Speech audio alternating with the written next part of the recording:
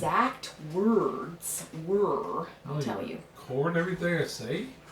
No, it's written down. What you said is written down. Why would you write that down? You wrote it down in your taste test follow-up. It was September 2020, so you're right, it has been a while ago. 2 years ago. 3. 3 years ago. How am I supposed to remember what I said 3 years ago? I can remember what you said 3 years ago. I'm a girl. This dish was delicious, which wasn't a surprise. I really do like pesto and the flavor it brings to the dish, so the combination of ingredients is absolutely fantastic. We garnished ours with tomatoes, which is totally optional. I personally enjoy tomatoes from time to time on things. I think you'll really enjoy this recipe. Who wrote that? You. Well, how come the first part sounded so different than the second part? I think you wrote the second part. Not right. Any of that. I think you wrote That the was second your part. taste test follow-up, not Sarah's taste test follow-up. Yeah. For all I know, you wrote that. You put that in there after. Yeah. You put that in there after the fact. Nope.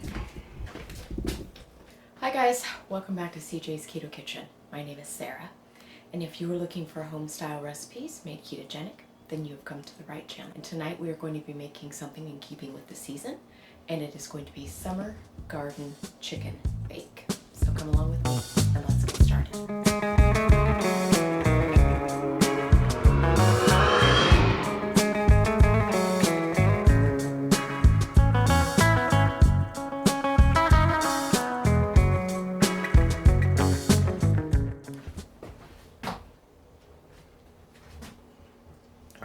Are you okay? I am closer to you. Thank you, I can see that. I'm ready for my close-up, Mr. DeMille. A really close-up. So it is August, and it is harvest season, and you probably have some things coming out of your garden like I do, and that is why I wanted to utilize all of the vegetables and make a recipe to do that. You might even have neighbors that are leaving produce on your porch. If you don't have a garden or access to that kind of thing, then a lot of times there are farmers markets and other produce-filled events that are happening right now, so you should be able to find plenty of vegetables for this recipe. Let me show you what you need. So I have about 7 seared chicken thighs. You could do 6 if you wanted to, if they were a little bit larger, but mine were a bit small. And I just seared them on both sides. They're not fully cooked because this is going to go in the oven. I'm using zucchini, and I have sweated my zucchini by sprinkling it with salt and letting it sit, and then I'm going to dry it off here in a minute. But I have 2 sliced zucchini. You're going to need 2 cups of shredded cheese. I am using Monterey Jack here. I'm going to use a white cheese just because I want it to look light colored when I'm done cooking, but you can use any kind of cheese that you like. I'm going to be using jarred Alfredo sauce. We do have an Alfredo sauce recipe up on our channel, but I'm going for ease here tonight. And a lot of brands make low-carb Alfredo sauces. I really enjoy Bertolli brand, and it's only 2 carbs. I'm also going to be using a little bit of pesto. Definitely check the carbs on your pesto. I have some fresh tomatoes in varying degrees of size here from my own personal garden. Also some fresh basil. I'm going to be using a little bit of Johnny's garlic spread. We always have this linked in our Amazon favorites. This is made here in Tacoma where we live, so I always have access to it, but Amazon usually has a really good price on it. Sometimes you can also find it locally, but I think Amazon is the best way to find it. You're also going to need a small bowl, a whisk, and a 9 by 13 inch baking dish because this is going to go in the oven. Let's go ahead and get started. To start this recipe, you are going to want to preheat your oven to 375 degrees. So, as I showed you, I am sweating my zucchini. The reason that I do that is because zucchini is a very juicy vegetable, and it will put off water when you bake it. And so I want to sweat it, which is covering it with salt and letting it sit. And if CJ comes in close, you'll be able to see how much water has come off of this zucchini. It's actually splashing around like a puddle. So I'm going to go ahead and dry these off with a paper towel, and that way when we lay our chicken on top of these and bake it in our oven, hopefully it won't expel as much water to our chicken bake.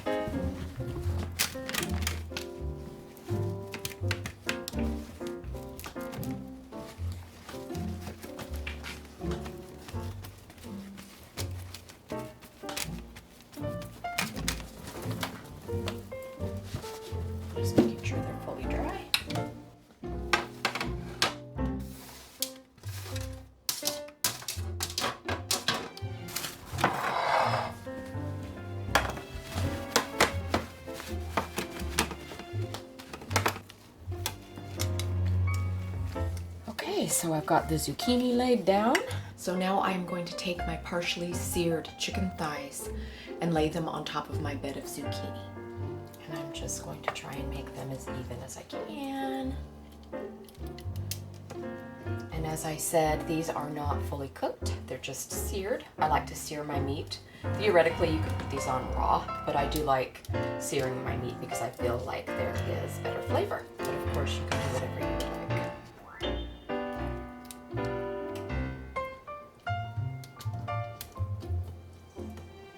right, buddy, come on. What's the problem? There we go. I like to talk to my chicken, I guess. Okay. So I'm going to begin with my jar of Alfredo sauce into my bowl. Next, I'm going to add some of my garlic spread seasoning. If you don't have the garlic spread seasoning, you could just use some all-purpose seasoning and a little bit of Parmesan cheese.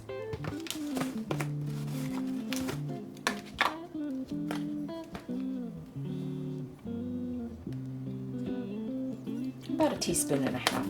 Next, I'm going to add just a little bit of jarred pesto.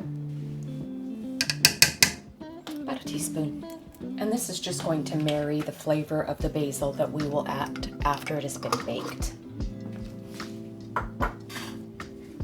So I'm just going to take my whisk and stir these ingredients in, just to incorporate them into our Alfredo sauce. Okay, now I'm just going to pour it on top of the ingredients in our casserole dish.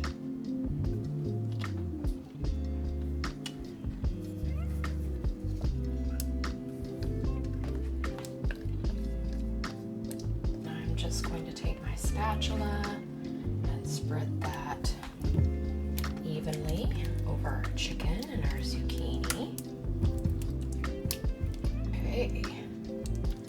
Everything has a coat of Alfredo sauce.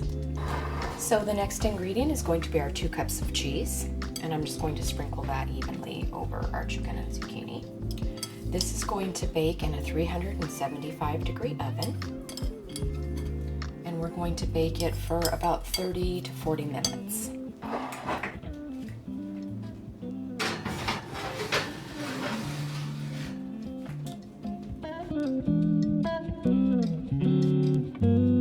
It's ready.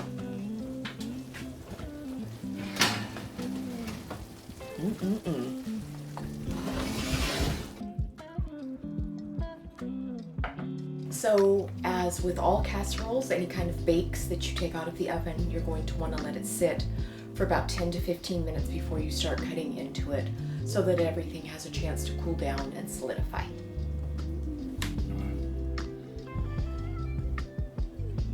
I'm just going to sprinkle some basil on there, and I'm going to put some fresh tomatoes on.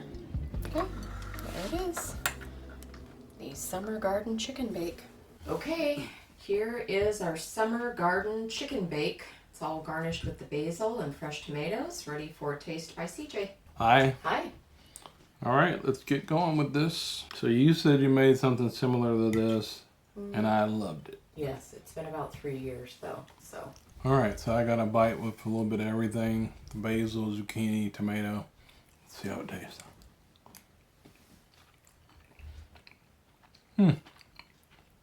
That's really good. It's kind of amazing to me that you can put a fresh item on a hot item and it still tastes good. This is really good. This is still a little warm.